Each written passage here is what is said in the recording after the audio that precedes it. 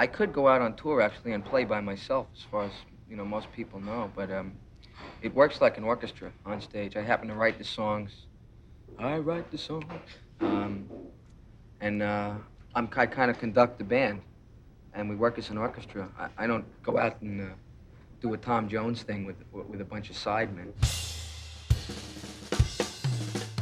A hired gun is an assassin, the best available musician that gets hired to go on tour to deliver that music for that artist.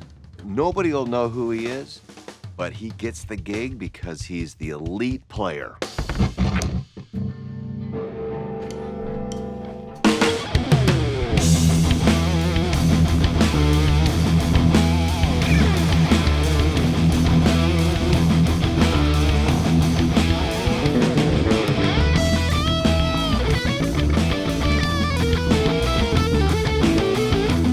It seems like there's about 20 musicians we're talking about that have made every single record that everybody owns.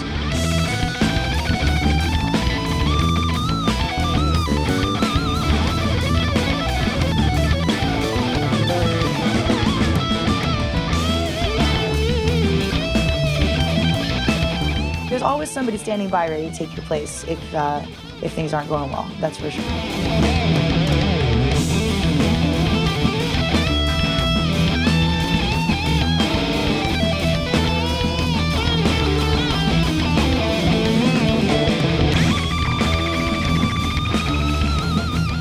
My job security was my awesomeness.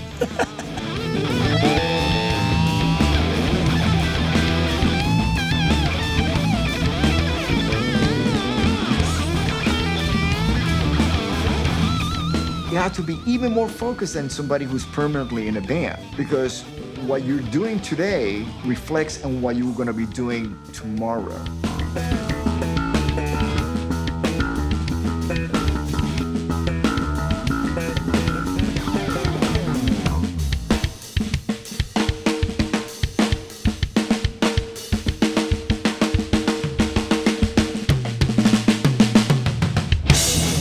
You have to play great all the time because you're entertaining the name.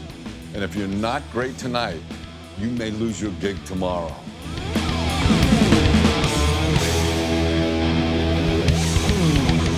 We know the riffs that they played on guitar or piano or saxophone, but we don't know their face or their name. Being a hired gun, you're sitting in the front row to a very glamorous, high-profile, exciting lifestyle. But it has nothing to do with you.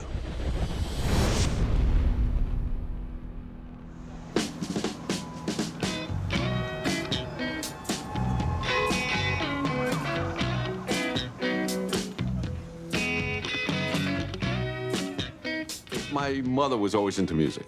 Used to cut school to go see Frank Sinatra and stuff like that. And, my father was a bit of a square.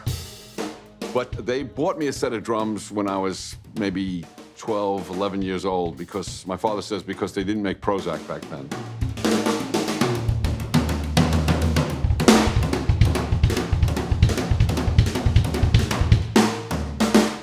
When I was 19 years old, I was playing with a guy named Richie Super. And Doug Stegmeyer and Russell Jabbers are in the audience watching me play. There was just something about Lib that was very, very special.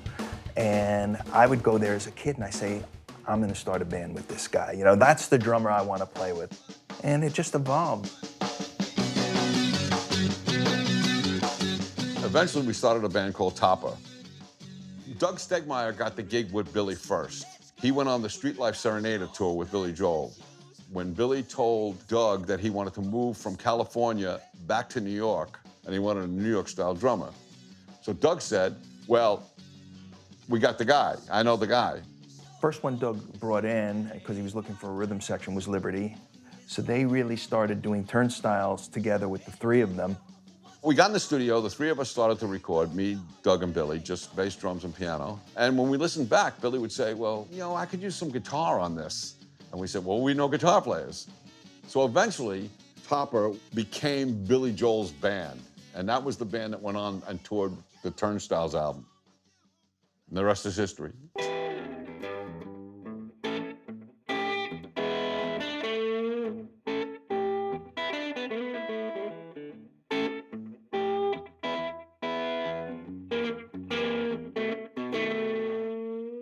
As a hired gun, you have to be on point all the time. You got to be prepared and ready to go. The one most important thing that'll make it good is your attitude. Be damn sure you know what the artist needs. That's the key. And then provide it. Being able to sing is always a plus. If you can sing good and play, you're gonna get the gig before the guy that just plays good. You got to be able to memorize stuff fast. We get good at zeroing in on exactly what we need to hit very quickly.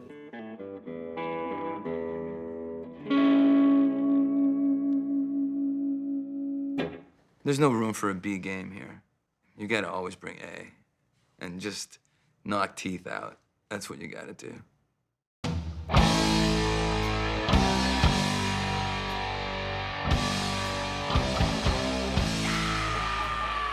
I didn't really start playing metal or rock until I became part of Quiet Riot. I'm talking about the Quiet Riot version with Randy Rhoads, which I was a member of in the 70s. That version of Quiet Riot was more of a glam rock band. The music scene at the time was very much centric on new wave and punk. And bands like Quiet Riot, we were considered dinosaurs. There was word around town that the singer from Black Sabbath was looking for new musicians, to put a band together. So I was trying to get a hold of anybody. Meanwhile, Ozzy's management, his people, were trying to get a hold of Randy to come on audition. He went out there, met with Ozzy, and as he was tuning up and just doodling around the guitar, he got the gig. In early 1981, I get the phone call from Ozzy. Randy keeps telling me that you're the one, and I met with Ozzy that night and Sharon, and I guess I passed the test. Do you want the gig? Yeah. So I went from sleeping on a floor, just a sheet, to all of a sudden I am not only a member of Ozzy's band, but I'm living with him and Sharon up in a mansion in Beverly Hills. It's been an incredible ride ever since,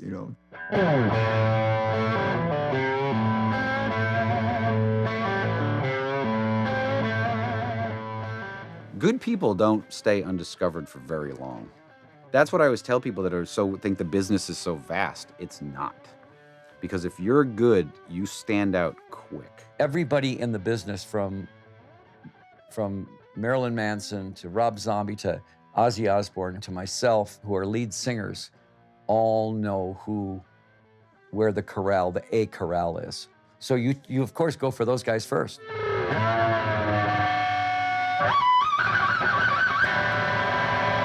I broke 2 strings. Woo! 2 strings.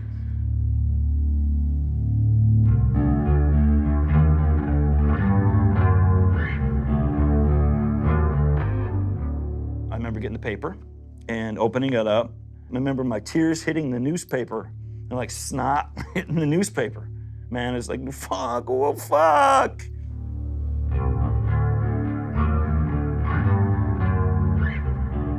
Any bass players at that time that were into metal, he was our hero. He was Jimi Hendrix of the bass, man. I'll tell that to anybody straight up. I don't care who you are playing bass. You're not as good as Cliff, sorry. And I'd only seen him in concert, man, standing right in front of Cliff like, and spent my last $14 on my Metallica shirt, The talk started happening. They were talking about auditions. Okay, who's the bass player, man? We got to get somebody because we have to continue this tour. They have a big, big hit on their hands, need to rock and roll. They got to push through. There's momentum, and you're never going to get that momentum again. They called out 45 to 50 people from around the world.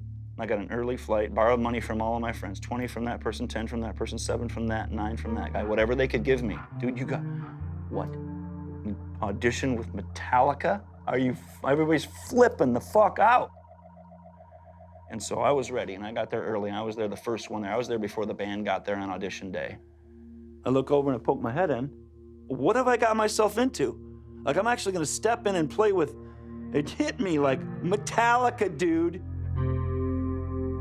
11 days after that, we were touring Japan.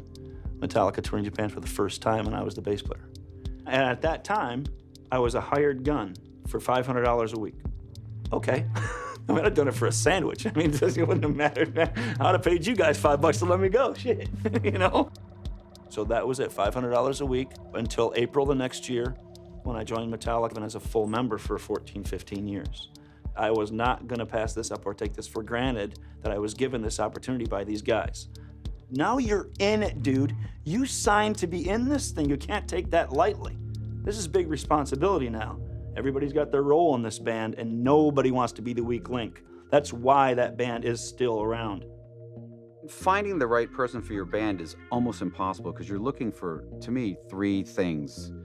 You got to find somebody who is an excellent musician, which that's the easiest thing to find. There's a million excellent musicians. Then you get to find somebody who's really cool, who can stand on stage in front of 15, 100,000 people and be amazing. Then it whittles it down to a smaller group. And then you got to find somebody you can stand to be around 24/7 because you live with them day in and day out. Then it shrinks down to about, here's the 3 people in the music industry I can actually stand to be around. So no, that is the trick.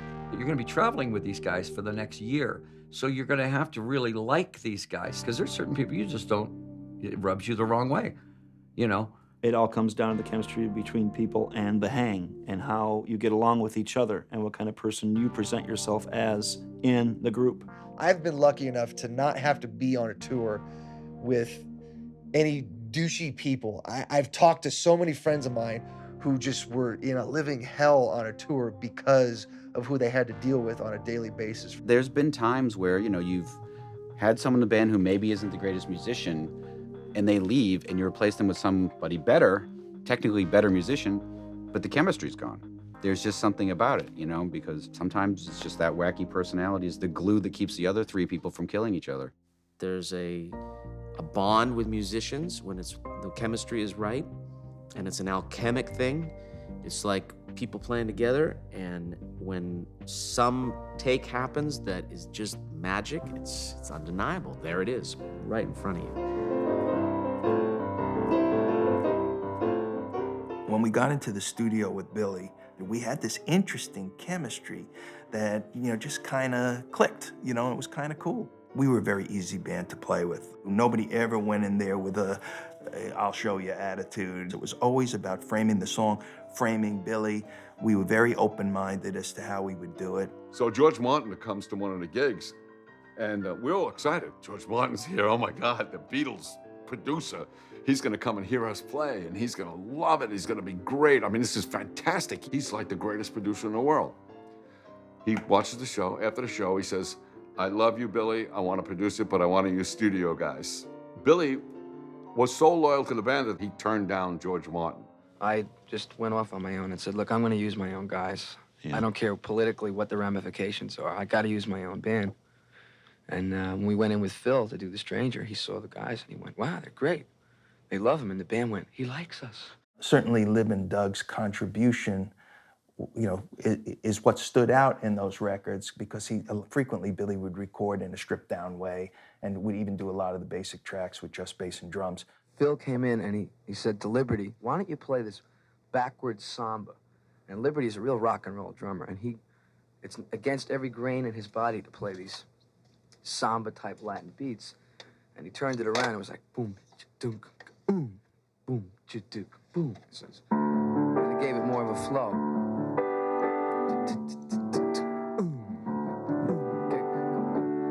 Don't go changing. Try and it flowed along a lot better. Lib was right at the core of those songs, and his mindset was just really perfect for those records because he had that tough rock and roll attitude about those songs, yet he knew when to put it out there and when not to. So these were parts that really brought the song out of the grooves. Liberty DeVitto, some people may not know, but this guy has got 30 plus years with the same artist. Now, in the hired gun business, 3 years is a lot. 30 is unheard of. He definitely is one of those guys that made the band he was in. Billy Joel sounded like Billy Joel because of Liberty DeVitto. The Keith Richards of that band. There's no question. And now, right here, Topo Gigio, the Italian drummer. When you see a Billy Joel album, if you look at the back of The Stranger, it'll say words and music by Billy Joel. It won't say music arranged by anywhere because we all arranged the songs. Only the Good Die Young, he wrote it as a reggae tune. And then I'm like, this is terrible. It's really bad. I looked at Billy and I said, you know, the closest you've ever been to Jamaica is Jamaica, Long Island, where you change trains on the Long Island Railroad. Only the good die young. My drum part, the intro, was I always loved this song called Up From the Skies that is on the Jimi Hendrix Axis Boulders Love album. And Up From the Skies starts like that. And it has that quick. So I kind of like thought about that song when I said, let's do it this way, you know? And it turned out to be good. Come out, Virginia, don't let me wait.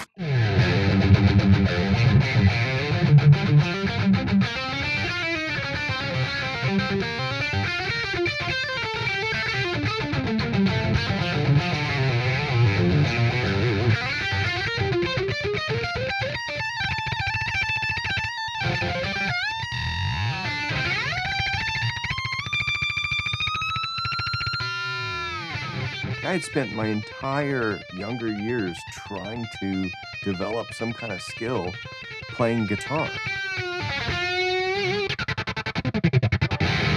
That's the only thing I cared about. I practiced hours and hours and hours a day, not because I wanted to make sure I was good. I played because I really loved it. It was fun. You could hear yourself getting better. You could pick up things that you couldn't do a week ago. By the time I was moving to LA, I knew I had a certain skill level. So any opportunity I had to mingle with other musicians and get up and play, I was like 3 bands, 4 bands at a time. I'd play Tuesday nights with this band. I'd play 3 nights with this band, local stuff. Well, eventually what happened was one of the musicians in one of these bands said, hey, you know, Mandy Moore is looking for an acoustic guitar player. And I think that you'd be perfect for the gig. Jason got the Mandy Moore gig, and I remember thinking, good for you. I mean, it's a little lighter than what I thought he would probably go for, but, you know, he was working, making a good living. People might not understand me in the Mandy Moore gig, but all I thought was like part 1 of the plan in motion. Like most of those gigs, I'm not in control of it at all, right? I'm just the rented guitar player. So at some point, they decided to do some left turn with business. She's gonna go make a movie, or we're gonna kind of shut down the music part. She's gonna focus on acting, or whatever the reason was. And you just, in 1 nanosecond, your job's over. And then you start to realize, okay, there is no security here.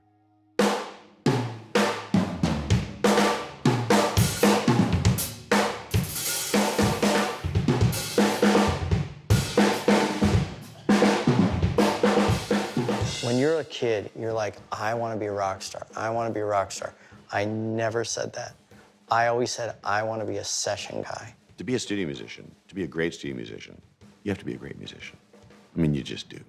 There's just no 2 ways about it. You can't be mediocre because there's, you know, good is the enemy of great. So if you're only good, there's 1,000 great guys that are going to take your place. A producer wants to cast the right people for the right role of this record. So they go out and they find the best player that fits the role. They find the best guy for the drums, they find the best guy for the bass, they find the best guy for the keyboards, they find the best guy for the guitars. But they also want these guys to be able to blend as if they were in a band.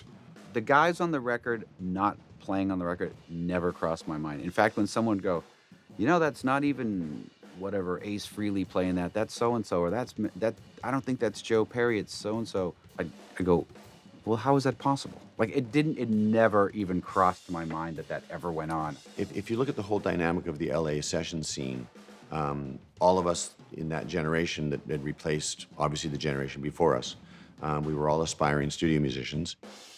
Everybody who was anybody had to go through the record plant. So I had my guitar in one hand, my amp in another hand, and my opening line, which was the same line I'd used to sell songs, was, you can sit here and I could tell you how great you are, and we could talk for 20 minutes, or you could just let me play for 5 minutes and I'll get out your hair. We didn't carry ourselves like rock stars might carry themselves. We took a lot of shit for it in the press. Like, they made it like being a session musician was bad. Oh, anybody can do that. You just sit and read music all day long. I said, no, man, that's not what we did. We oftentimes polished the turd. Before Pro Tools, there were pros. I'm a studio musician. I'm doing what I'm supposed to do. I gotta save this now in real time. That's my job. Jay Graydon and I have been buddies for 45 years. I came into a club and I saw him play, and I had just moved to Los Angeles.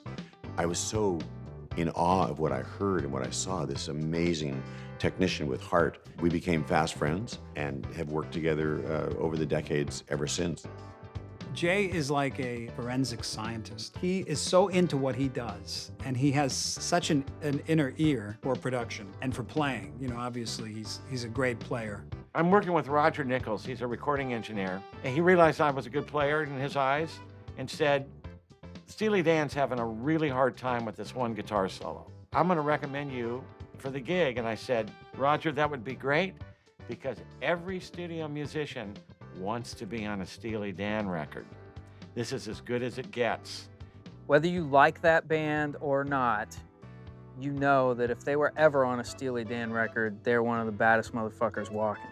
I am 5 milliseconds away from crashing in the middle of the solo and hitting a wall. So I'll take a chance and I'll step on my dick. Fagan says to me, the key words, think blues.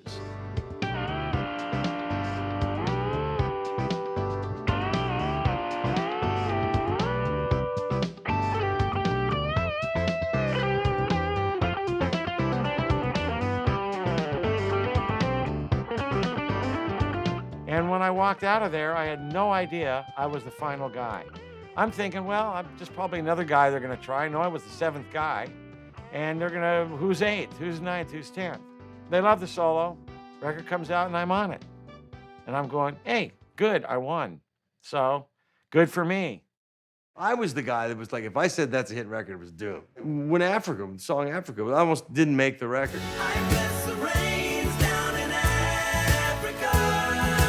When I played on Beat It, I thought that was hilarious. I heard the lyric and I cracked up. I went, Beat It. I went, oh yeah, that's destined for a hit. And I played all the guitar parts and the bass part.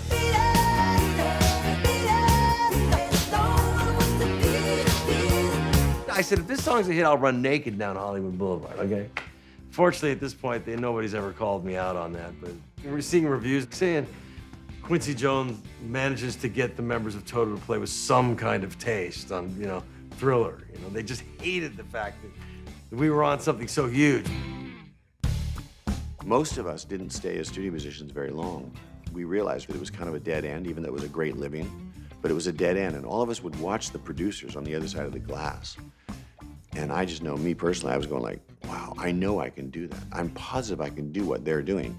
They're relying on us to come up with the music anyway, so I'm sure I can do that. I went from 6 figures a year to the first year I produced, I made a total of $5,000. 3 albums, all 3 of them stiffed, no sales, no nothing. And I was very discouraged because I used to think that producing meant just getting a bunch of great musicians together and making a great track. But it's not what producing is. Producing, fundamentally, is finding great songs and pairing them with great artists. And I didn't have that part together yet. The breakout was when I met Earth, Wind & Fire. And again, that ties into Jay Graydon because we wrote After the Love Is Gone together along with Bill Champlin.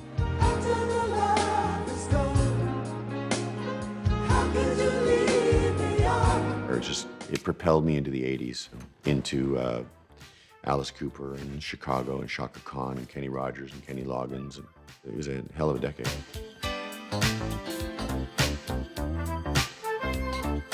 I got called by Tommy LaPuma at Warner Brothers to produce George Benson. I've got 4 days to come up with a song. After 2 days, I have nothing. I'm trying to write something and I'm just a blank. I don't have anything I like. I came over and he goes, let's write a song for Benson. And then afterwards, you know, we'd hang. See if you can come up with a verse. I said, look, I'm just gonna walk away for 20, 30 minutes. I'll just go do something. And I'll come back and I'll see where you're at. And I came up with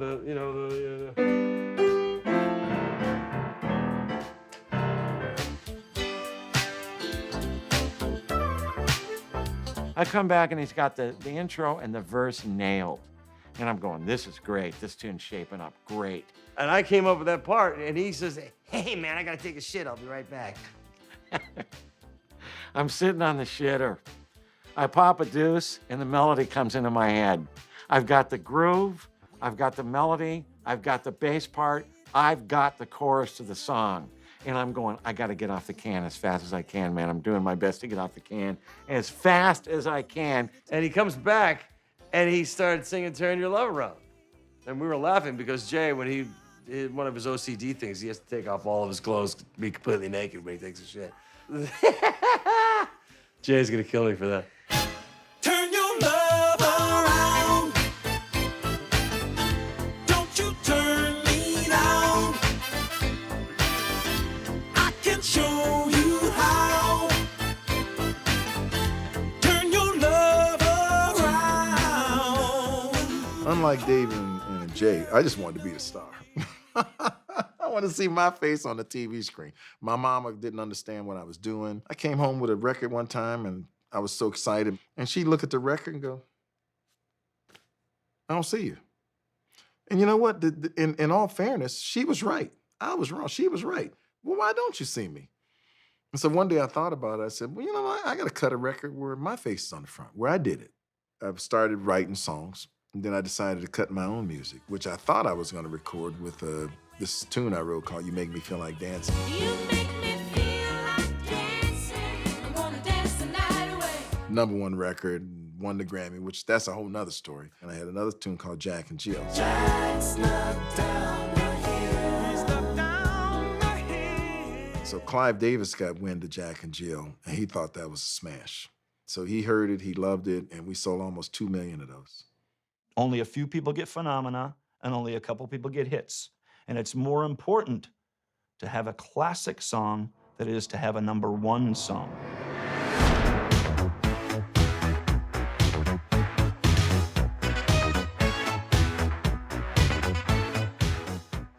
First of all, I never, ever could possibly imagine that I could write a song that would become part of worldwide folklore. It's not even American folklore.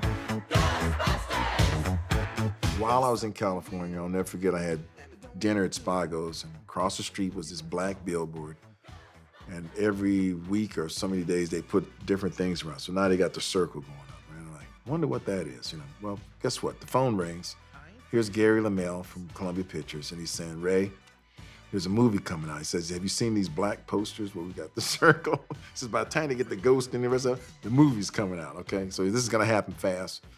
And he says, we've now spent a year and a half calling everybody. We've hired everybody, we spent millions of dollars, but the director is insistent upon the word Ghostbusters must be in the song. And I told Gary, I said, well, that's nice, but I'm going back to Detroit. I'm not doing this. I'm like not retired, but sort of retired. You mean if you don't like it, I get to keep your fee? He says, yeah, if we hate it and you turn it into music, you get to keep the 50 grand. Stayed up 2 or 3 days, wrote the song, gave it to him. And the director, Ivan Reitman, called me at 3:30 in the morning. He loved it. 2 weeks into this deal, Clive Davis said, we sold 4 million records overseas just on imports. And at the Meedham Festival, they were already presenting me with a 10 million selling album award. To this day, people ask me, are you tired of hearing people say, who you gonna call? Well, no. It's like, am I tired of holding the best lotto ticket or the best thing that ever happened? No. Who you gonna call? Ghostbusters. Who can you call? Ghostbusters. Who you gonna call?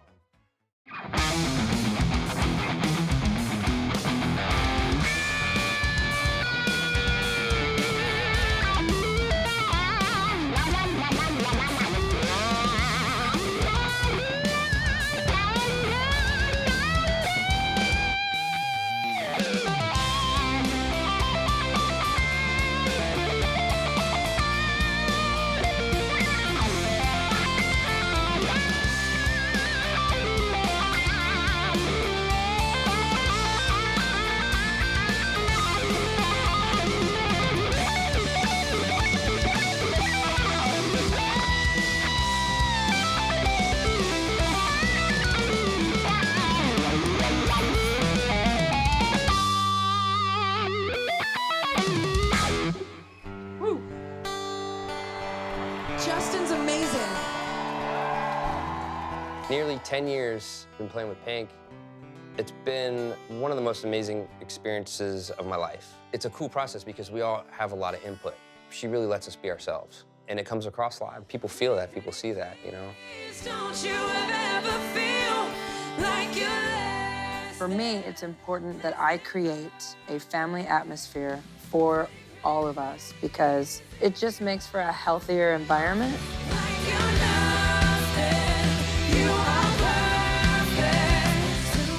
To be a musician and feel like you're being looked after makes you want to do a better job and do a great job because you know that you're being looked after and you're appreciated and you feel appreciated. So it just makes everyone feel like they want to be their best at all times. The bar is high, so we have to be right there with her.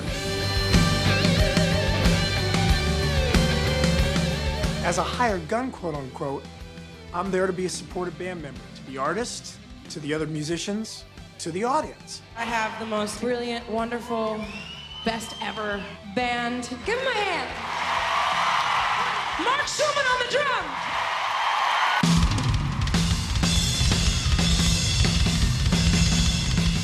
Sometimes I look out at the audience and it doesn't look like anybody's looking at me, but I think, why should they look at me? They can look at Pink.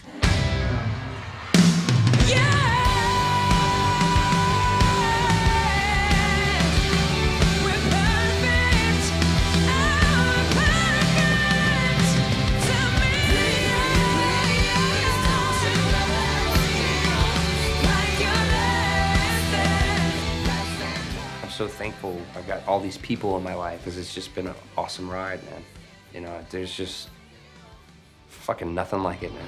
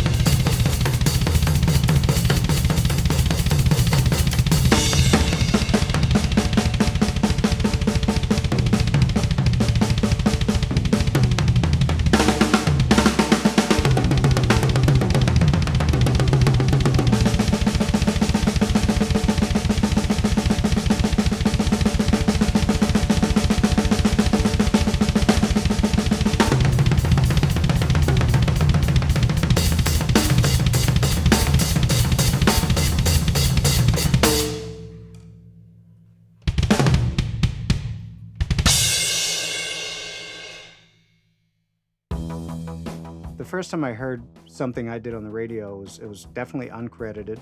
I knew it was me. Well, you look at the Billboard Top 100, and you're like on 30 of the songs in the top 100 or something like that. And they never include us in any of the documentaries for these records.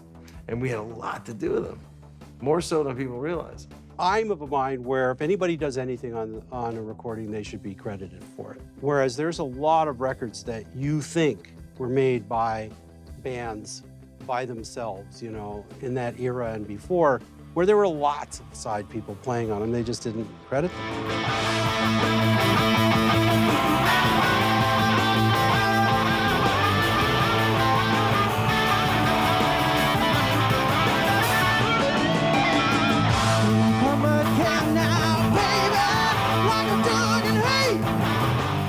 You know, Stranglehold is a big song for him, and of course, in turn, a huge song for me. But most people think Ted sings it.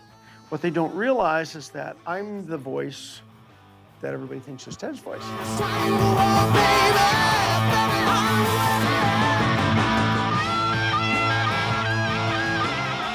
Songs like Sneakskin Cowboys, songs like Dog Eat Dog, songs like Stormtroopin', songs like, of course, Stranglehold. Song I wrote, Hey Baby, songs like Just What the Doctor Ordered. That's me singing all that stuff. One night, a man in the audience comes up to me and he goes, man, I'm sorry Ted's throat wasn't feeling good tonight, but you did a really good job singing his songs. So the next time you hear this song, you're gonna know it was my voice and not somebody else's.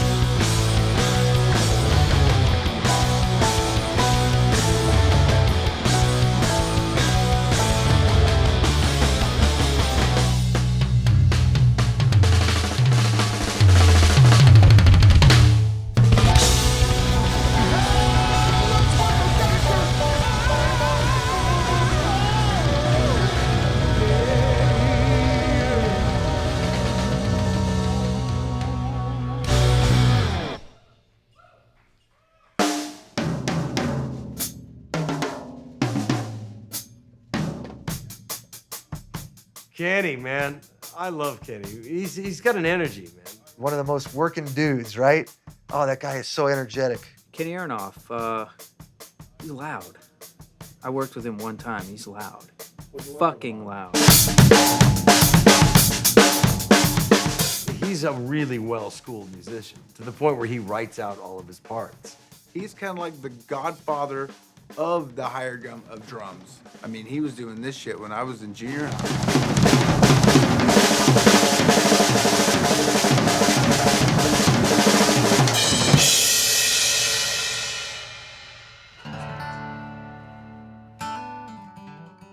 Now, I grew up in a small town of 3,000. How the fuck do you get out of a town of 3,000 into the Beatles and on stage and touring and making records?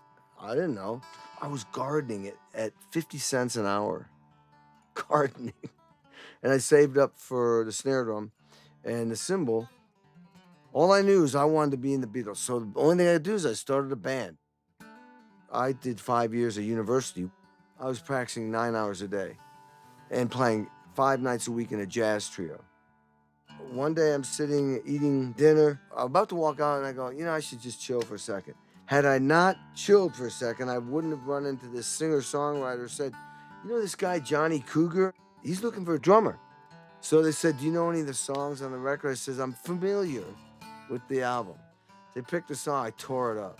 Broke a cymbal, sticks flying, looking at me smiling, shakes my hand, goes, welcome to hell.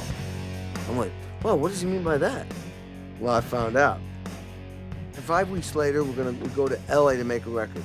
In one day, I was off the record. Life-changing moment for me. Huge life-changing moment.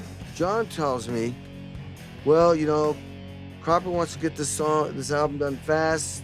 You haven't had quite as much experience in the studio. And I'm thinking, nope. This is not gonna go down this way. And, you know, you go home, and I just went, am I your drummer? And I'm going, did I just say that? I'm not going home. Am I your drummer? And he goes, yeah. I says, well, if I'm your drummer, I'm gonna go to the studio, I'm gonna watch these guys play my parts, and I'm gonna benefit from that. And you're gonna benefit because I'm your drummer, because I'm gonna get better. And that's good for you. You don't have to pay me, I'll sleep on the floor, but I ain't going home. He didn't know what to say. He went, all right. I did stay, and I did watch, and I took notes.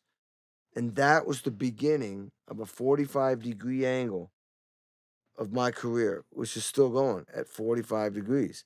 He's just a creative drummer. You know, it's the thing in Jack and Diane that he does. I don't care if it was like pulling teeth to get it out of him. He made it up. It's brilliant. That's Kenny Aronoff. And that drum fill right there is that guy's personality. Aronoff, get in here. We need a drum solo. I'm like, what? On a ballad? I'm thinking, how do you do a drum solo on a song? It's like a little ditty about Jack and Diane. You can't go, you know. Nobody had done that yet except for Phil Collins. And I'm walking toward the drums. I'm going, you got 25 feet to save your career.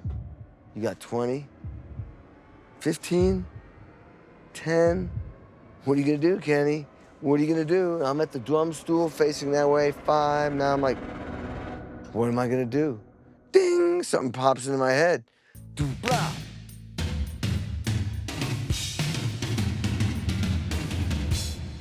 That was it, this short little concise thing. John's like, groove, start playing the beat. So, you know, that song goes to #1. Instead of getting excited, I shit my pants. Because now I'm going like, now you have to be #1 and you have to do it again. And I don't know if am I good enough to do that again? I think out of all the drummers, when people used to say, if there was somebody to take your place with Billy, who would it be? And Kenny was the only one that I could think of, because I think me and him play a lot alike. Very aggressive and to the song. The great thing about Kenny is he is never satisfied with himself. So he will always give you that extra bit. He'll bother you to do it.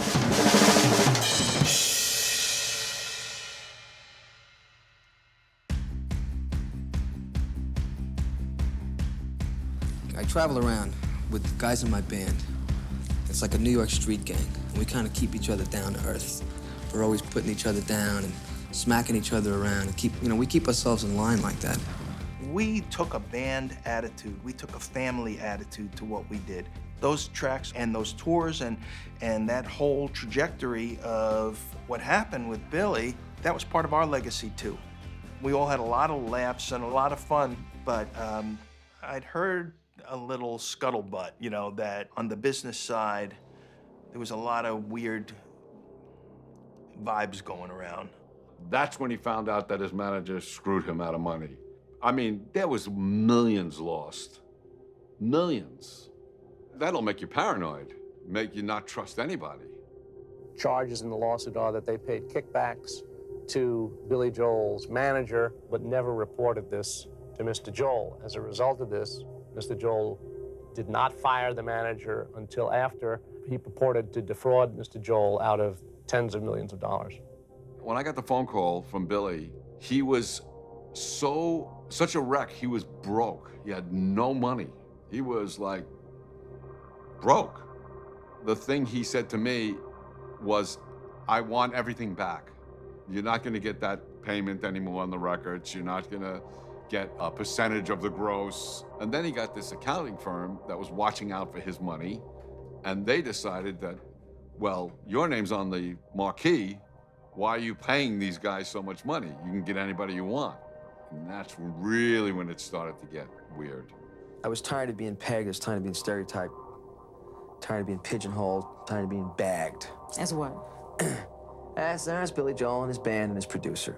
And no matter how much of a different album we would put out from the album before, it wasn't enough. On the Bridge album, I could kind of feel that it was coming to an end. There was an undercurrent there that I kind of, in the back of my mind, you know, I could see the writing on the wall. I never felt it. I thought we're gonna go on and you know, continue to go on. But we were in Australia, and Billy said to me, what if I go in the studio with just you and all new players? And I was like, man, what are you gonna do with the other guys? You know, he goes, oh, I'm gonna get new players and just cut them loose. Now, I've got 3 children, and I'm married, and I'm like, what am I gonna say? No, I quit, I'm out. You know, it's like, we weren't making that much money that I'm a millionaire, you know? The way it would work is that we would do a tour or whatever, and then you wait around, and you get the call, and you go in, there's a new batch of songs, and you go bang them out. So, you know, we were kind of in that holding pattern. And one day I'm driving around, and I hear on the radio that Billy's got a new band and a new album. I said, what? I called up Doug, you're not gonna believe this. And that's how I found out. Nobody ever said a word to me after all those years. I knew it was gonna be announced on MTV that Billy Joel was going in with just me and a whole new bunch of players. The guys didn't know yet.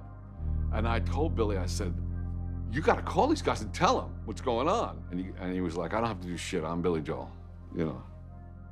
It was just time to do something different. I worked with a different co-producer, and I worked with some different musicians for the first time since '77. Doug and I got let go at the same time. I mean, I remember calling Doug to tell him what I heard on the radio. You know, you think that, if you worked for a company that many years, you get a watch and a pension. So, you know, I didn't even get a phone call. Russell was upset. I think it still gets under his skin. I can honestly say that I never had any animosity towards Liberty. It's just, I just didn't get it. Here we are, and we're all brothers, and now we're kind of out of the loop here. It was just, that was the toughest pill to swallow. You either accept it and move on, or you don't. You are no longer the person that you were the day before. You're no longer in Billy Joel's band. You're no longer going on tour. You're no longer playing at Madison Square Garden. Your identity is totally gone now. You're still the guy that played on the records, but you're not that person that you were the day before. And Doug had a very, very difficult time with that. Doug tried and tried and tried to move on, but his life just kept taking steps backwards instead of steps forward. Well, I went out to do a gig, and I came home, and my wife then was crying on the couch, and something had happened in the afternoon. I said, "Come on, you're still crying over what happened this afternoon?" And she goes, "No, Doug Stegmeyer killed himself."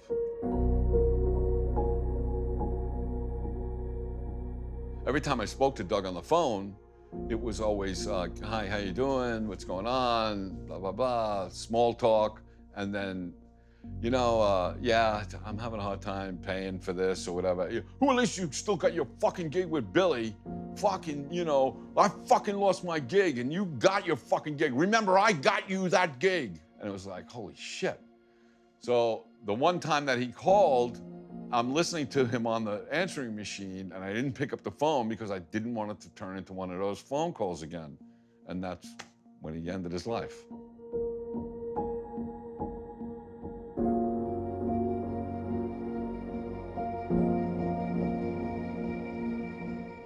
Doug did what he did to himself. We all could have been better and helped him, but it's something I still can't come to grips with. I just don't understand how you go there. It's been maybe one of the toughest things I've had to deal with because I felt like I lost my brother, and it's...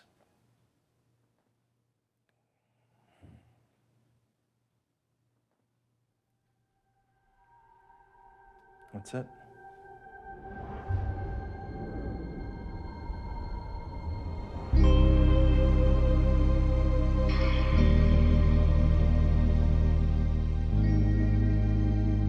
Right before I got the phone call from Ozzy, the lowest point in my life, I had just turned 30 years old.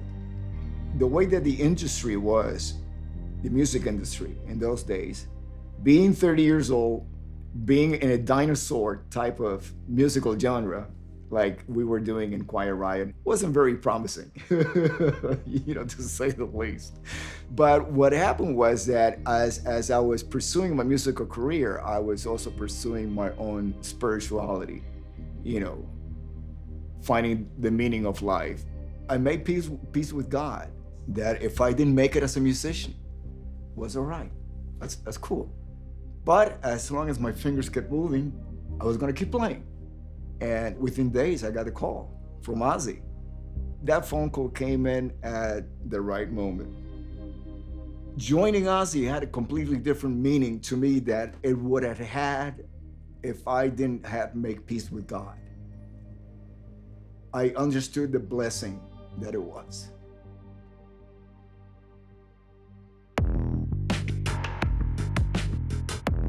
I started my journey in music as a hired gun for 9 Inch Nails. Trent had this record contract, and he said, "I saw you in that band Collapse, and you were jumping around the stage, and you looked like you were having a good time. Why don't you come and join 9 Inch Nails and use it as a stepping board to get out and do your own thing?" And I was like, okay, cool. Well, this sounds like a great idea. There was no negotiation. It was like, hey, you want to go on tour? Sure. Okay. I actually thought, well, I'm a part of this, right? I'm allowed to work with you and make some guitar stuff.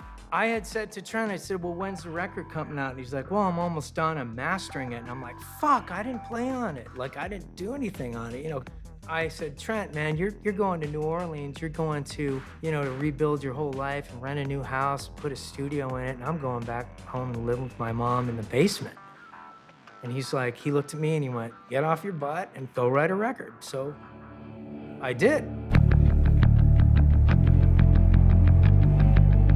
I had written this song called Hey Man, Nice Shot, and there's a glass ceiling in 9 Inch Nails. There was a glass ceiling at that time of, even if you write, you're never gonna own it. I was making $400 a month. John had called me up, who's their manager, and he said, hey, we're not seeing you that much, and we know you want some more money.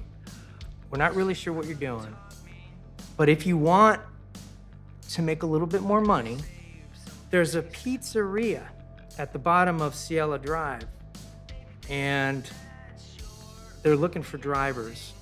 Would you want to go make some money as a pizza delivery boy?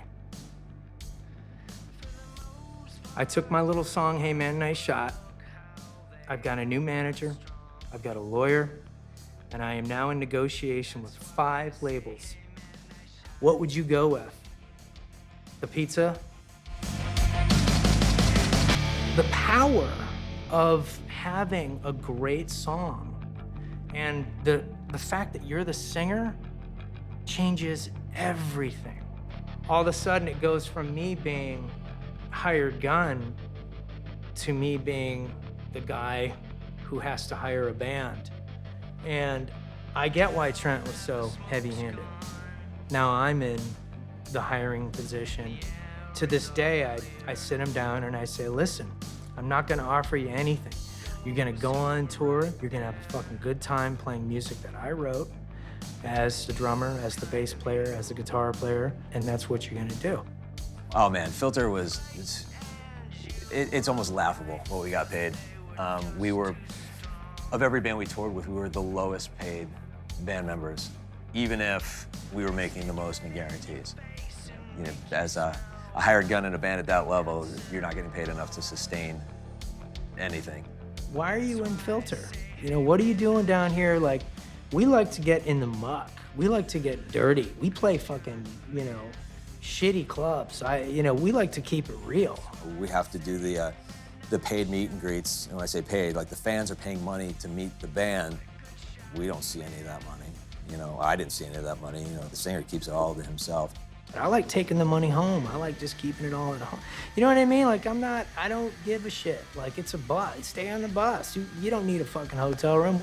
I'd rather just sit home and not be in a band than have to deal with them for another day. I know of guys that are hired guns that have great stories, great situations. They love their jobs. That in this situation, it wasn't for me. I had that aha moment of, is this really worth it? On stage in Germany.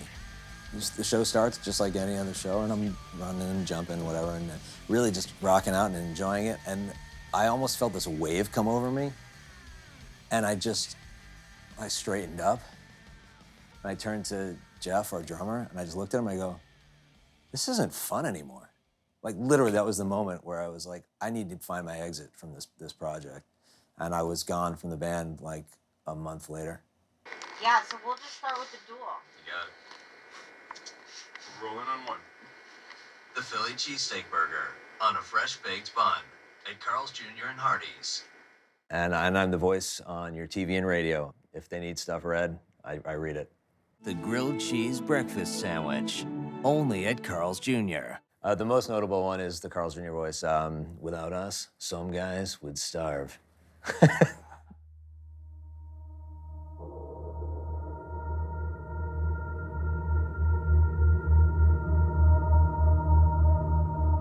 On our second leg of the Diary of a Madman tour, we started in Atlanta. We did one more show, and our third show was in Knoxville, Tennessee, which is the last time that Randy Rhoads performed.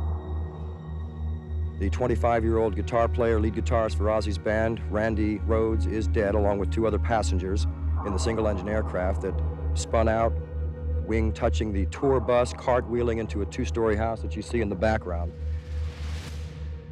I wake up to this boom, this huge boom out of the middle of nowhere. I mean, the last time I saw Randy, he was standing on the doorway getting out of the bus, and he's yelling, hey, come on, come on in. We're gonna go on the plane.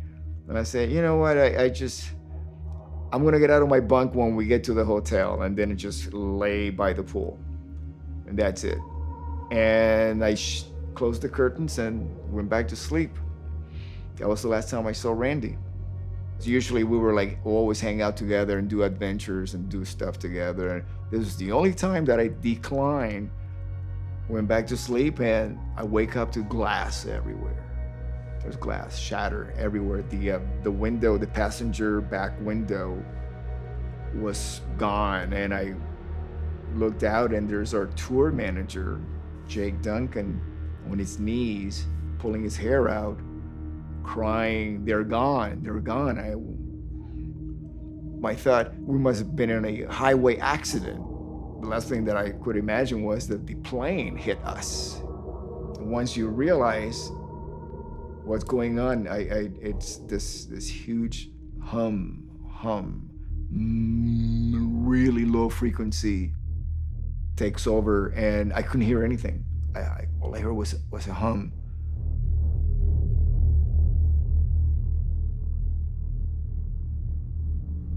There's no cell phones. There's no way to communicate with any authorities like the fire department or the police or anybody to come and help. The plane, the Cessna, just crashed through some trees and exploded on impact on the garage that was attached to the house. So the house was also on fire. We thought, no, they must have jumped off the plane. They must be somewhere, maybe on a tree or something. You know, we couldn't just accept the reality of it, you know, that they had crashed inside the plane and their bodies were burning as we were listening to the fire.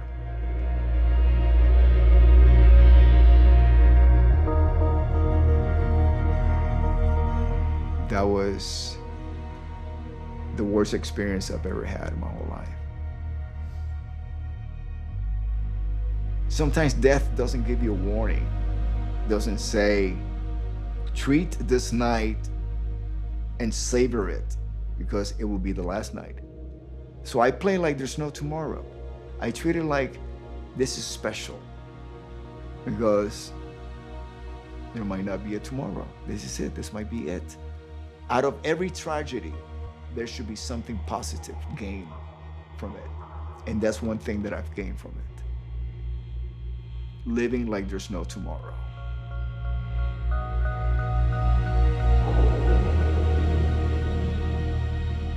Has a replacement for Randy been determined yet, Don? No, a replacement hasn't been determined yet, but a decision will be made in the course of the next few days. To be honest with you, we really didn't have much time to mourn. The decision was made to continue to keep Ozzy busy, occupied. If Ozzy would have just gone home and canceled the tour, he would probably drank himself to death.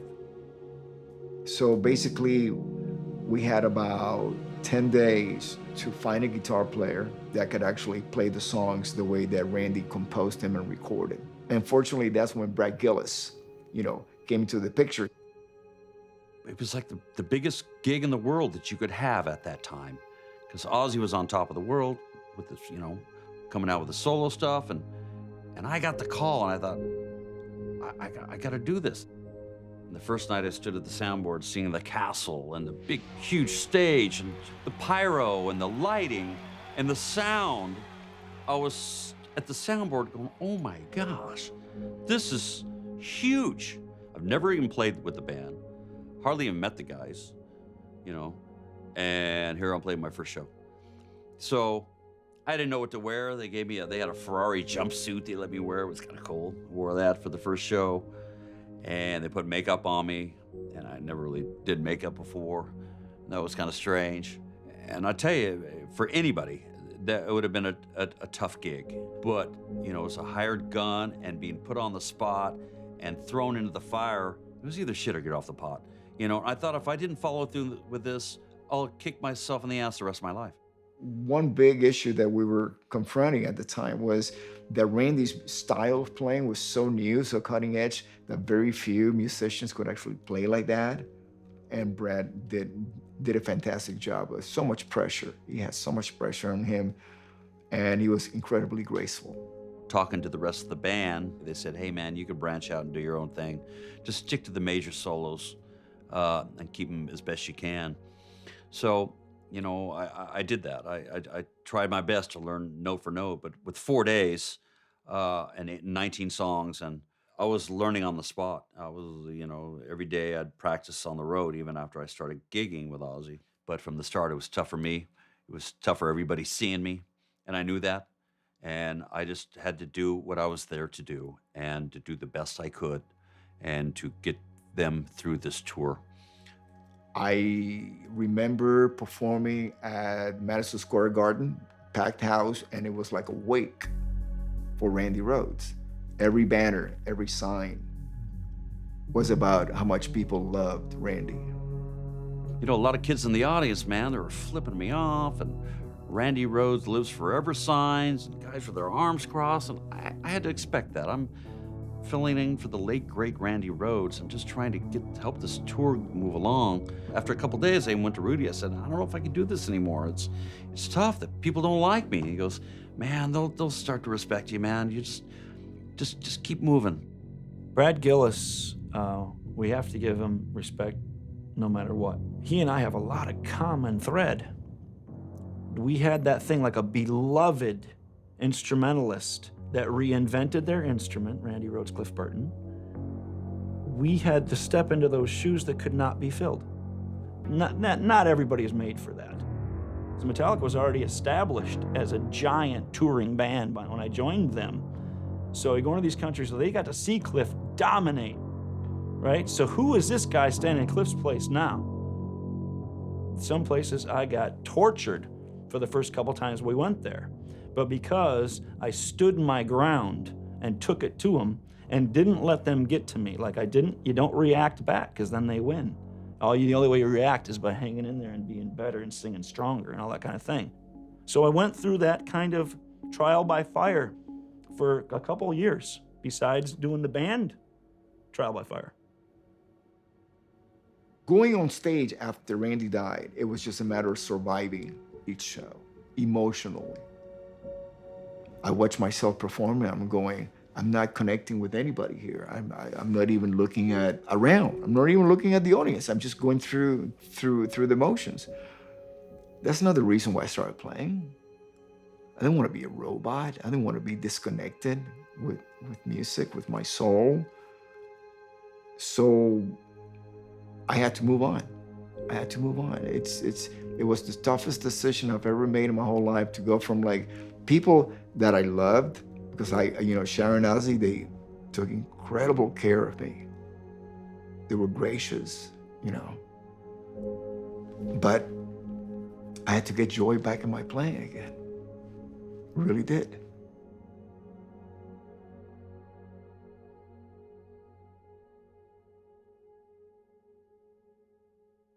After having lost a certain gig where it was all shut down without warning, and then there's that sort of gap where you're scrambling like a fish out of water, trying to get back into something just so you can pay your bills. I get a call from one of the guys that I used to play with in Mandy Moore's band and says, I'm now the musical director for Lizzie McGuire, a Disney artist. And I'm like, who? I don't even know who that is. Tell me more. So I found out later that Lizzie McGuire is Hilary Duff, and they're trying to mold her into a singer, and they kind of want to make her edgy. They want a rock guitar player. I thought of you. What are you doing? I had just come from 2 years on the road playing with Vince Neil, where it was drunk, rowdy, big theaters, bars, tits, girls French kissing in the front row, all kinds of rock and roll stuff. And then now I'm touring stadiums packed, but it's like little kids. In most cases, it was their first time ever at a concert. The line backstage for me became, okay, guys, time to scare the kids. Who's this guy? It's funny because I took my daughter down to a venue in Phoenix, Arizona, where we live, to go see Hilary Duff. And stage left is this like really cool looking rock and roll, like heavy metal guitar player. He's got on black jeans, like Doc Martens, got a chain hanging down. I mean, he looked like he should have been, playing in Metallica or something, When I saw Hilary Duff's show, and I said, who's the guitar player? And somebody finally said, that's Jason Hook. And I said, yeah, write that name down. Because when I go to see other bands, I always kind of make a note of who people are, The second year that I was in that gig, the craze for Hilary went off the charts. She was so successful that the band was on retainer, which is something that doesn't happen very often. And essentially what that means is that they pay you whether you're touring or not. I did something sort of foolish. I said, I'm gonna be an adult now. I'm gonna buy a house. It wasn't long after that where I was stunned, because you literally get up out of bed one day and you open the email. It says, hey all, after several meetings with the label and the movie department, we've decided to take Hilary's career in a new direction, and we're gonna shut down touring, thank you very much for all your support and loyalty, and we wish all of you the best of luck for your future. The end. I'm like, sheer terror.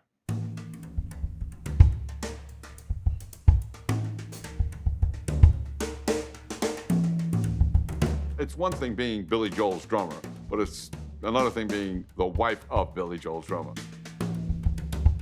I was getting divorced from my second wife. I ended up telling her to take everything and just leave me alone. So I went to Billy and I said, you know, if any scraps fall on the floor, maybe you can sweep them my way. And he just looked at me and said, I can't do that. I wish you'd never asked me that. I can't do that. A relative amount of success has complicated things because everybody wants more money, more money, more. And I continued on the tour, doing the tour, but we never spoke after that. Tour ends. And the next thing I know is Billy's getting married again to his third wife. So I call up the keyboard player and I said, I guess we're not invited to the wedding. And he says, I got my invitation.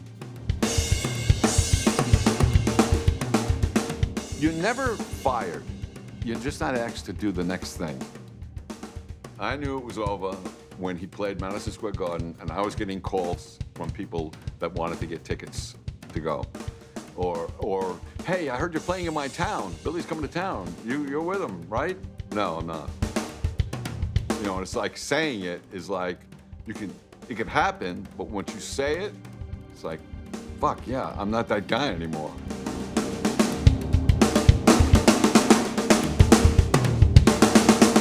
So the divorce and that happened at the same time. So my wife buried me in sand up to my neck, and then Billy kicked me in the face.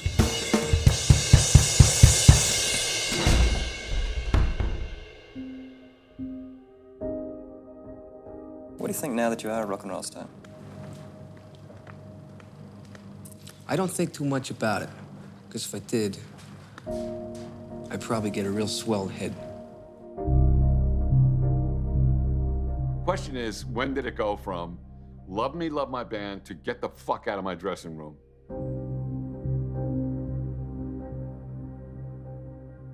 We played in Fargo. It was Easter Sunday the next day. And Billy had a private plane. And I wanted to get on the plane, and I was told, no, there's not enough room for you. Well, what do you mean? I know there's so many seats on the plane, and there's only so many people going. Nope, not enough room. Billy might want to lay down. It's like, what? Billy might want to lay down.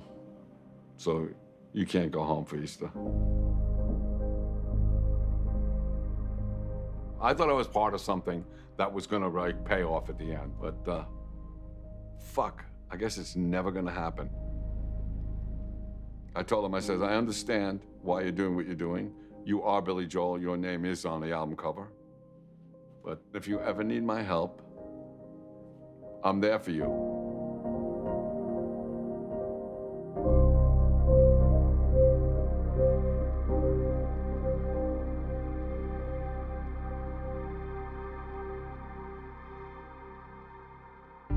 When you're touring and you get those checks and they just stacking up, you're like, oh, I'm good. But when the tour is over, it's over. The money that you have left in your account, you need, and all of a sudden it's like, whoa, like I have less than $1,000 in my account now, and I don't know when my next gig is coming up. You know, you're living the life, you're on tour, everything's really great, that check's deposited in your account every Friday, and then it stops. And you're like, maybe I got a little cushion, but I still gotta provide for my family. Throughout the journey of being a player, sure, there have been lean moments along the way. You know, that moment where you go to the ATM and you realize, wow, somebody around here has got to get a job, you know? The funniest thing is my friends from high school think I'm rich. Are you kidding me? I go on the road, I come back, I have to get a job with my buddy of mine to paint houses. I remember I'm painting this house, and I'm taking a break. I'm sitting on the bucket eating a sandwich. I look up, Matt Sorum walks in. I'm like, holy shit, Matt Sorum. He's like, hey man, he's like, looks good. And he looks down at me, he's like, I know you from somewhere. I was like, yeah, we met in Hamburg. We were on tour with Soundgarden. He's like, shit, that's right. How you been? I'm like, well, I'm painting your fucking house, man. The only reason why I sort of fell into hired gun type work is because I was failing, you know, to get to the dream. The A dream, I kind of call it. The A dream for me was to be in a band with 4 or 5 guys writing original music, and everyone loved it and everyone wanted to buy a ticket to the concert. That's the A dream. So the B dream to me was like, well, no, all the bands I'm putting together, nobody gives a shit about. So I'll just look after myself and go rent myself to somebody because I know that I can deliver. You know, if somebody would have told me Hillary Duff's guitar player's coming, and I go, yeah, and he's going out the back door. But I also knew about Jason Hook's playing. I didn't have to audition him. I already knew he was going to be fine.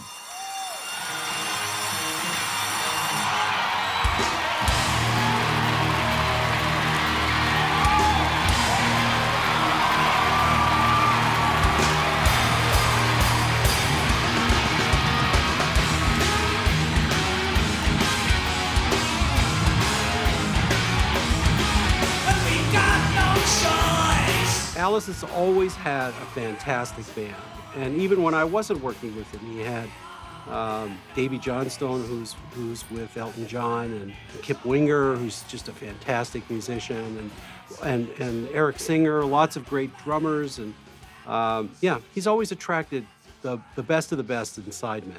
Always surround yourself with A-list players. I mean, everybody in my band's an A-list player. I just don't have time for B-list guys.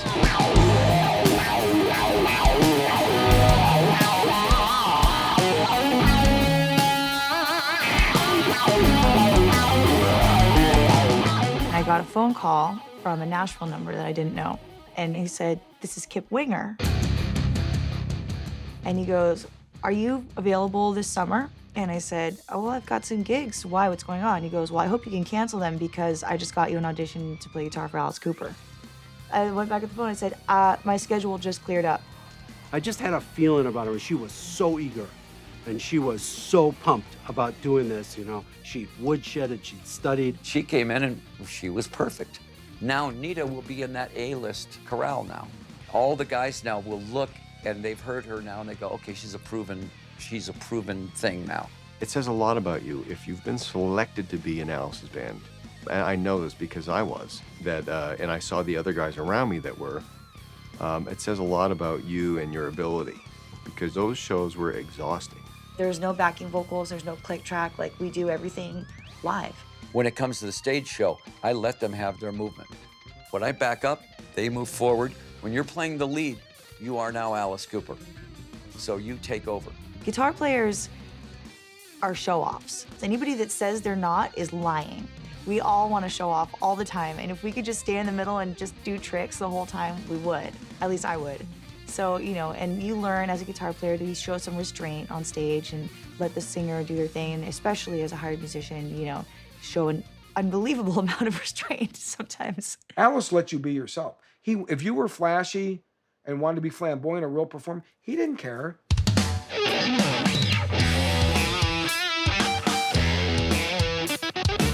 I played with Alice all the way through up until 2008, and Alice would be, you know, cool enough to let me get a replacement to come in and fill in for a week or two while I would go and play with Kiss.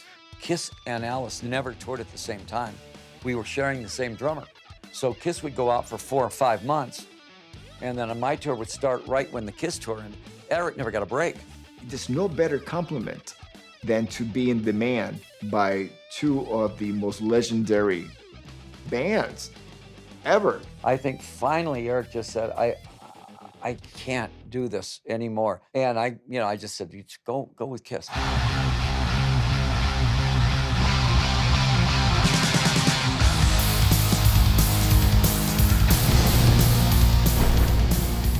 When I was a kid, I always said I want to be in a band like a Kiss. I want to be in an Alice Cooper. I didn't know I'd end up in Kiss. You told that son of a bitch when he was 18, one day you're gonna be in Kiss. He'd be like, get out of here.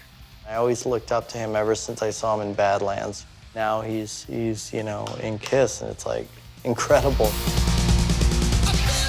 I don't ever try to play like somebody per se, but you want to at least be able to be reasonably respectful to the parts.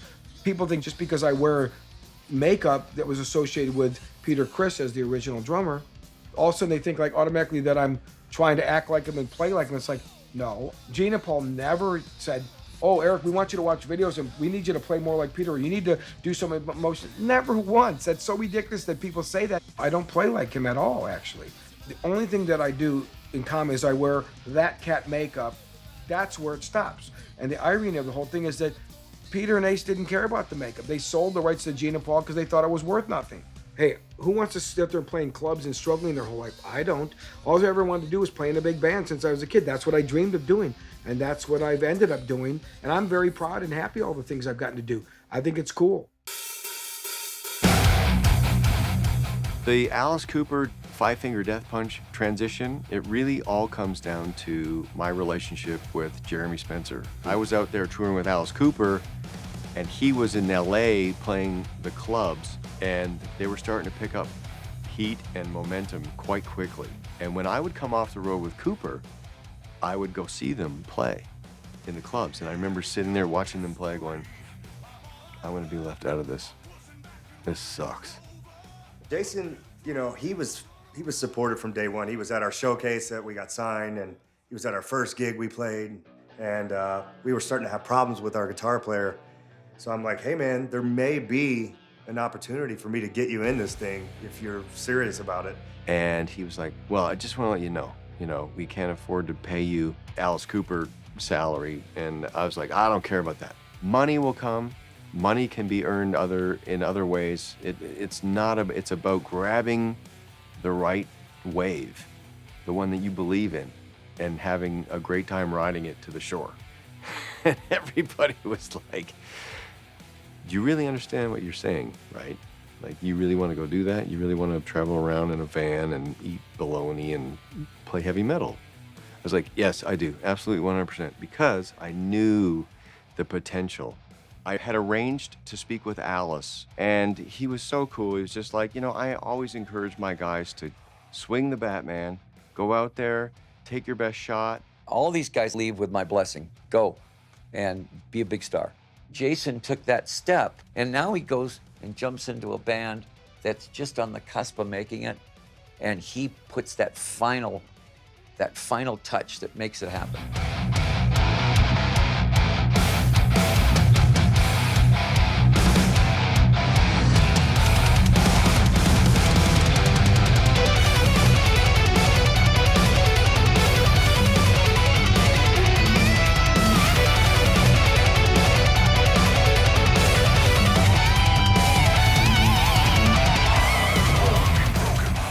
Jason to join Five Finger, I'm thinking, okay, you're joining on the trajectory on the way up, so you're taking a shot that this thing's gonna win big. And I tell you, I gotta hand it to him, man, because he signed in at the exact right time. A lot of the core ideas of some of our radio hits have been from Jason, and you know, I'm really grateful that he has the ability to do that. 6 years later, we have 7 gold records, 1 platinum single, 5 #1 songs, and we're embarking on the biggest tour we've ever done, headlining arenas. Death Punch is one of the last few hard rock metal bands that is actually able to make the amount of money that we're able to make and have the huge audiences that we have. I mean, people are still buying our records. In a time when nobody's buying records, we're still going gold as a hard rock heavy metal act with songs called Burn Motherfucker. 500,000 copies of Burn Motherfucker. Very, very fortunate. It's like your whole life you are writing songs, trying to perfect the craft of making music, try to develop your skill. And when you finally get a chance to do it for real, and people respond to it to the point where they're willing to show up at an airport and wait for 8 hours for your plane to arrive just so they can see you in person, you can't pay for that.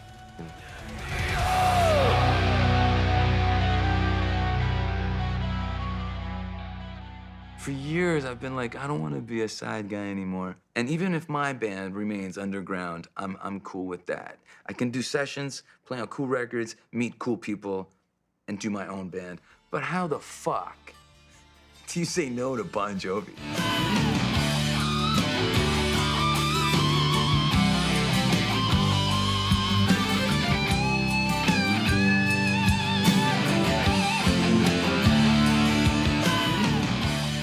I love making music. And if somebody calls me up and says, I have $200 and I really, really would love you to do guitars on this track. And I'm like, send it to me. And they send me the song, and the song's good, and the person was really sweet. I'll do it for nothing. But if somebody sends me, I have $300 and I want you to play on this, I know you'll take it to the next level. And I listen to it and I can't stand the song, I can't do it. I feel like I'm nickel and diming my soul. Because when you pay me $300, you're not getting Phil X for 3 hours. You're getting what it took me my entire life to cultivate into these hands and this heart. I can't play on a piece of shit for $300.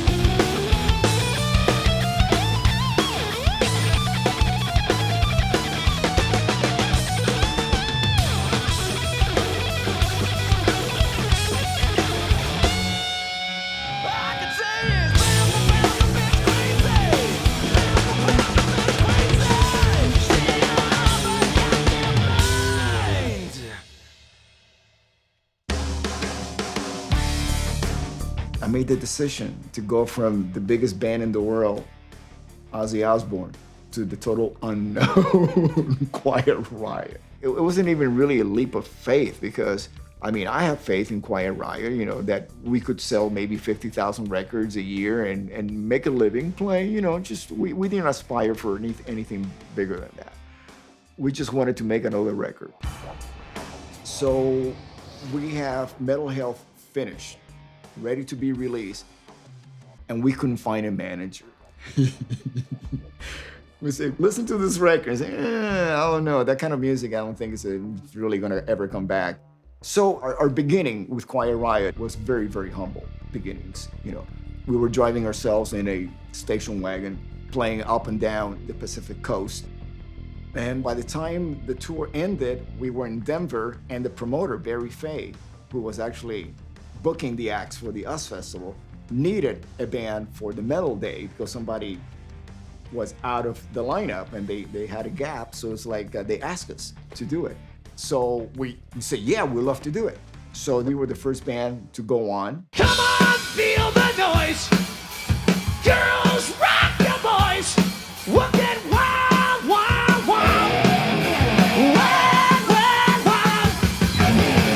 So you think I got an evil mind? I tell you, honey, that I don't know why. And I don't know why. So you think my singing's out of time? It makes me funny. And that was incredible exposure for us. You know, just phenomenal, phenomenal. And by then, the record was like double platinum. You know, we had Come On Feel the Noise was in rotation on MTV every half hour. I could set my watch because every half hour Come On Feel the Noise came on MTV, you know, music television, you knew. And by November, we had a #1 album.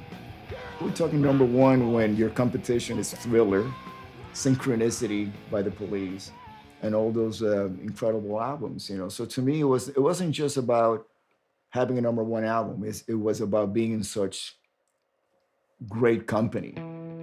What's really interesting about going to the top with any group is that the landscape is exactly the same, you know, because I've experienced that with 3 bands, you know, going from like the bottom to the very top. I did it with Ozzy, I experienced that with Quiet Riot, and then later on with Whitesnake. And then once you get there, you know, the trick is to stay there, to stay at the top, which is because there's plenty of room at the bottom. There's only so much room at the top. You know, there's only gonna be people trying to push you, you know, shove you off the top, you know. So that is the toughest thing to accomplish. Getting to the top is hard. Staying at the top is virtually impossible. I wish I would have the foresight to predict any of the band's successes, or you just have to follow your heart. And after doing this for a while, I began to see the signs. You know, I began to realize that all of these opportunities to be playing with some of the greatest musicians in the world actually it's a blessing to do that. You know, the Ozzy band played with Quiet Riot and achieved such incredible heights, you know, success. To go on stage with Whitesnake, a band that I've been a fan of. My God. You know, so it took me a few years to actually have the time to look back and really relish in all of the success that I've been blessed with. And after all is said and done, the most important thing that you have to remember is the journey itself. That's when you say, oh wow, check this out. I've accomplished this. But I gotta tell you, it's the people that I am on the journey along with. That is priceless. That really is. And that is why I get out of bed every day. Since I made God a promise that as long as my fingers were gonna keep moving, I was gonna keep playing, I can't go back on my promise. You know, this is what I do. I am a musician. I must play. I'd like to introduce you to Liberty DeVitto.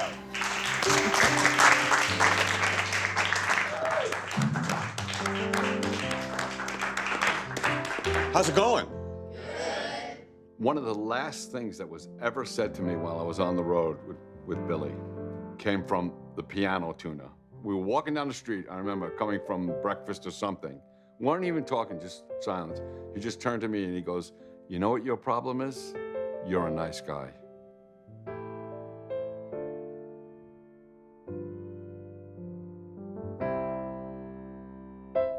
You know, the drums are the center of everything, like almost being the center of the universe. We're the ones that make people get up when they dance, you know, it's our beat. So Little Kids Rock puts instruments and gives free lessons to kids where the school program has been taken out of the school in underprivileged schools like in Harlem and you know, down and out areas in different cities. Little Kids Rock has been a saving grace for me. That was fun, right? Music is always fun. It's a lot of fun. It's a great way to burn off energy and stuff like that. And you know what's great about it? It's going from emotion to emotion, like a fast song to a slow song. Reflecting back, we made great records. We really did. I mean, those records will last forever. People still get off on that stuff. Every time I'm driving in the car and the station plays Scenes from an Italian Restaurant, it's like, yeah, that's me playing. You know, and when I hear that stuff, people say, does it upset you? And I say, no, I just go right back to the studio and what it was like in the studio making that record. We were like brothers. It was like, you know, going to war, and we got very successful at what we did. If Billy is the father, the parent of those songs, I'm at least the uncle, you know. But now if I saw Billy, I'd hug him and tell him I love him. And if he called me up and said, I'm sorry, do you want to play again? I'd say, yeah. Playing music gives you an identity. It really like, look what I can do. It took me a long time to learn how to do this, but look what I can do now. So it's a great, great thing to learn how to play an instrument. Hey, it's not too bad. I got my shot. My mother used to tell me all the time, Lib, you had your turn. Now it's the young guys' turns, you know. But right now, life is good. I play all the time, great people, you know, it's cool.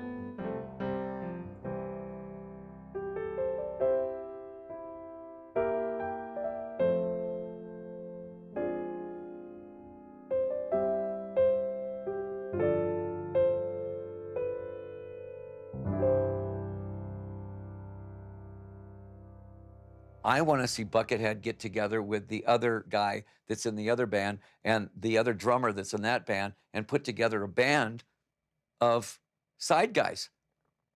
They're all great players. Why not? Why not put their own band together? You know, nobody's done that yet. Just call themselves On the Side, like French fries, On the Side.